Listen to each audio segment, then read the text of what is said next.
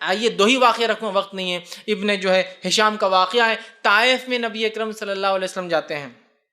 دعوت دیتے ہیں، حق بتاتے ہیں، لوگ پتھر مارتے، اتنے مارتے ہیں کہ زید بن حارثہ فرماتے ہیں کہ جب ہم ایک کھیت میں جا کر بیٹھے تو جوتیاں خون کی وجہ سے چپک گئی تھی، کھینچ کے نکالنا پڑی پیروں سے۔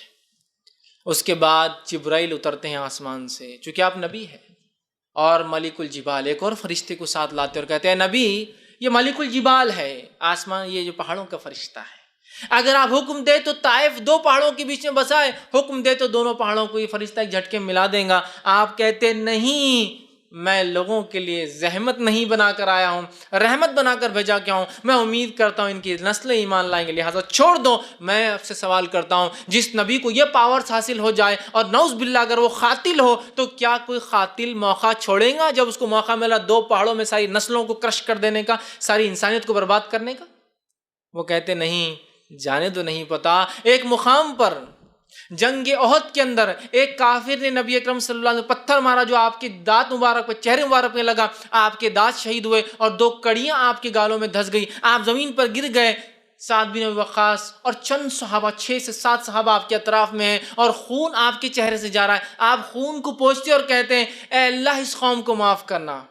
اللہم اغفر لی قومی فإنہ لا یعلمون، یہ جانتے نہیں کس کے ساتھ کریں، لہٰذا چھوڑ دینا۔ کہ ایسا نہ ہو کہ اللہ کا غصہ جوش مار جائے کہ اس نبی کو میرے تم یہ سلوک کرتے ہو جو تمہارے پاس حق کا پیغام لائے، تو اللہ کے رسول کہہ رہے ہیں اے اللہ میری قوم کی مغفرت کرنا، معاف کر دینا ان کو، یہ میرے ساتھ اس لیے کر رہے ہیں فإنہ لا یعلمون، ان کو معلوم نہیں نا میرے ساتھ جو کر رہے ہیں، یہ نبی نہیں مان رہے نا۔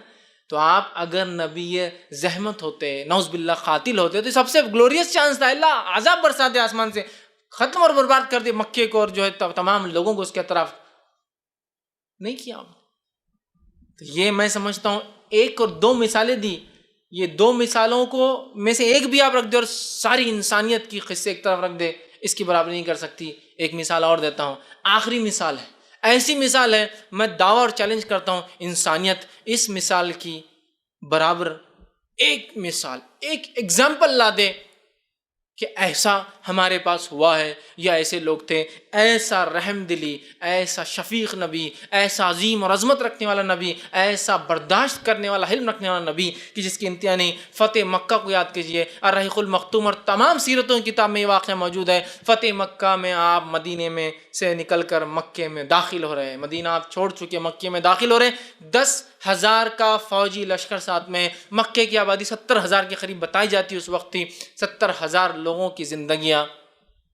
اب اس لشکر کے ہاتھ میں، 10,000 کے لشکر کے ساتھ آپ مکے میں داخل ہو رہے ہیں۔ فتح مکہ ہے، یہ وہی شہر ہے جو شہر میں جو نبی پیدا ہوئے تھے، اس شہر سے آپ کو نکالا گیا، آپ رسوا ہو کر اس شہر سے نکلے، حالانکہ اس شہر سے آپ کو اتنی سخت محبت تھی کہ جب آپ مکہ میں تھے اور بیت المقدس کی طرف قبلہ تھا تو آپ کعبے کے اس طرف کھڑے ہوتے اور کعبے کو بیچ میں لے کے بیت المقدس کو فیس کرتے نماز کے اندر، تاکہ جو کعبے سے آپ کی محبت تھی وہ ظاہر ہوتی تھی۔ لیکن جب آپ مدینہ گئے تو کعبہ پیچھے چھوٹ گیا، مدینے سے جو ہے بیت المقدس اس سائیڈ تھا، کعبہ پیچھے آتا تھا، آپ نماز میں بار بار آسمان کی طرف دیکھتے تھے کہ شاید اللہ میری دعا سن لے اور کعبے کو واپس قبلہ بنا دے۔ اتنی نبی کو اس شہر سے محبت تھی، اس شہر سے لوگوں نے آپ کو بڑا رسوا کر کے نکالا، تکلیف دے کے نکالا، 2 بیٹیوں کو طلاق دے کر، آنکھ پر کچرا ڈال کر، گھر میں کچرا پھینک کر، سر پر جو ہے اونٹ کی وجڑی اور گندگی اور جو اس کا غلاظت وہ سر پر ڈال کر، گلے کے اندر ایک کپڑا ڈال کر کھینچ کر ایسا باندھا کہ آپ کی آنکھیں نکل کر باہر، ایک روایت میں آتا ابوبکر صدیق نے بیچ میں گھس کر بچایا تو آپ کو اتنا مارا کہ آپ کا سر اور چہرہ ایک جیسا کر دیا مار مار کر۔ تو وہ نبی جس کو اتنی تکلیف اذیتیں دی گئی، جس کے ساتھیوں کو جو ہے اونٹ سے باندھ کر 2 ٹکڑے کر دیا گیا، کسی کو جو ہے شرمگاہ میں جو ہے نیزہ ڈال کے مار دیا گیا، کسی کو آنکھ پر لٹا کے مارا گیا، یہ وہی بستی ہے جس سے اس ظلم، اس ستم کی بنیاد پر وہ نبی اپنے ساتھیوں کے ساتھ مجبور ہو گیا کہ وہ شہر چھوڑ کر مدینہ جائے۔ لیکن 10 سال بعد وہی نبی اور وہی ساتھی جو ظلم کے تحت دبے تھے، آج ایک کانکرر کی حیثیت سے، آج ایک فاتح کی حیثیت سے، آج ایک ونر کی حیثیت سے اس شہر میں میں داخل ہو رہے ہیں۔ اندازہ لگائیے تاریخ میں ایک بھی ایسا واقعہ موجود نہیں ہے جہاں کوئی رومی فوج، کوئی جو فارسی فوج، کوئی چینی فوج، کوئی منگولی فوج، کوئی جاپانی فوج، کوئی امریکہ کے چاہے ریڈ انڈینس ہو یا نیٹیوز ہو، کوئی بھی ہو، کوئی فوج ہو جس کو کہیں سے ذلیل اور رسوا کر کے نکالا گیا ہو، اب اس شہر میں واپس وہ داخل ہو رہے اور انہوں نے کسی کو قتل نہ کیا ہو۔ یہاں نبی رحمت داخل ہوتے ہیں اور مکے والوں سے پوچھتے ہیں کیا امید کرتے ہو؟ عربوں کا سسٹم بتا دیتا ہوں کیا تھا۔ عرب جب اپنے قبیلے سے بدلہ لیتے اور جو قبیلہ حاوی اور فاتو ہوتا، کانکرر ہوتا، وہ قبیلہ کیا کرتا؟ سارے مردوں کو ذبح کر دیا جاتا، ذبح، ساری عورتوں کو یا تو لونڈی بنا لیا جاتا، استعمال کی چیز، یا بیچ دیا جاتا، بچوں کو غلام بنا کے فروخت کر دیتے۔ یہ تھا عربوں کا طریقہ۔ سارے لوگ امید کر رہے ہیں کہ اب یہی طریقے کو محمد عربی بھی شاید فالو کریں گے۔ آپ صلی اللہ علیہ وسلم کانکرر کی حیثیت سے 10,000 کا لشکر آپ کے ساتھ داخل ہوتے ہیں اور اعلان کرتے ہیں، پوچھتے کیا امید کرتے ہو آج تم مجھ سے؟ لوگ کہتے ہیں آپ سے وہی امید کرتے ہیں جو یوسف کے بھائیوں نے یوسف سے کی تھی، معافی بس۔ آپ سے ہم کہتے ہیں جو ابو سفیان کے گھر میں ہیں وہ امن میں ہیں، جو کعبے میں ہیں امن میں ہیں، جو اپنے گھروں کے دروازوں کے پیچھے ہے وہ امن میں ہیں، اور ایک قتل بھی نہیں ہوتا ہے۔ میں چیلنج کرتا ہوں انسانیت کو، ایک ایگزامپل ایسی برداشت کی جس شہر سے جس شخص کو ادنا انسان کیسا نکالا گیا، آج اس شہر میں ایک فاتو اور کانکرر کی حیثیت سے واپس آتا ہے اور ساروں کو معاف کرتا ہے، جس نے چچا کو قتل کیا، جس نے اس کے رشتہ داروں کو قتل کیا، اور جس نے اس کو تکلیف اور اذیتیں دی، اس کی بیٹیوں کو طلاقیں دی اور اس کے ساتھیوں کو مختلف اندازوں سے قتل کیا، کہتا ہے سب کو معاف کر دیا، آج سب کو معاف کر دیا۔ ارے یونانی،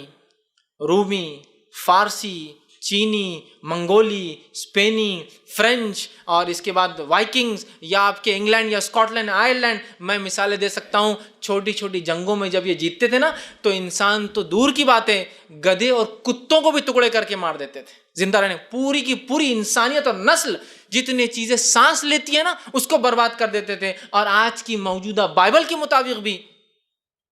جب بہت سارے بائبل کہہ رہی ہے، معاف کرنا میں ان نبیوں کے بارے میں ایسا نہیں کہتا ہوں، لیکن بائبل کے مطابق جب موسیٰ علیہ السلام ایک قوم میں گھسے اور جتنی قوموں پہ انہوں نے حملہ کیا، ان کے مطابق ہر سانس لینے والی چیز کے ٹکڑے کر دیے گئے، ہر سانس لینے والی چیز کی، یہاں تک کہ گدھے اور کتے بھی ٹکڑے کر دیے گئے۔ گدھے اور کتے کیا کرتے ہیں؟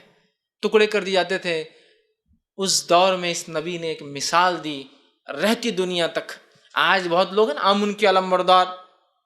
دنیا میں امن قائم کرتے ہیں، لاکھوں اور کروڑوں لوگوں کو مار کے وہ کہہ رہے ہیں امن قائم کرتے ہیں۔ ایک زمین پر گھس کر 30 لاکھ لوگوں کو مار دیا 10 سال کے اندر عراق میں، اور کہہ رہے ہیں ہم امن قائم کرتے ہیں۔ اگر تم واقعی میں امن قائم کرنے والے ہو تو یہ نبی ہے جس کو شہر سے نکالا گیا، اپنے شہر اور اپنی زمین کو واپس لے رہا ہے لوگوں سے، کسی دوسرے کی یا کسی دوسرے کے باپ کی زمین پہ قبضہ نہیں کر رہے ہیں، اپنی زمین واپس لے رہے جس سے اسے نکالا گیا۔ تو یہ نرمی ہے اور یہ سلوک ہے، ایک مارا نہیں جاتا۔ آپ کہہ رہے ہیں ہم دنیا کو امن دیتے ہیں، لاکھوں کروڑوں مار کے تو آپ سب سے بڑے دہشت گرد تو آپ ہی ہیں، اور آپ دنیا کو امن کی بات۔ یہ ہے امن، یہ ہے امن کہ ایک انسان قتل نہیں کیا گیا فتح مکہ میں، ایک انسان، ناٹ اے سنگل۔ ایسی ایک ایگزامپل، ایک مثال، ایک ادھارن میں چیلنج کرتا ہوں انسانیت کو لے آئے اور پھر بتائے اور پھر کہے کہ نبی ظالم تھا، نعوذ باللہ۔ ایسا برداشت کرنے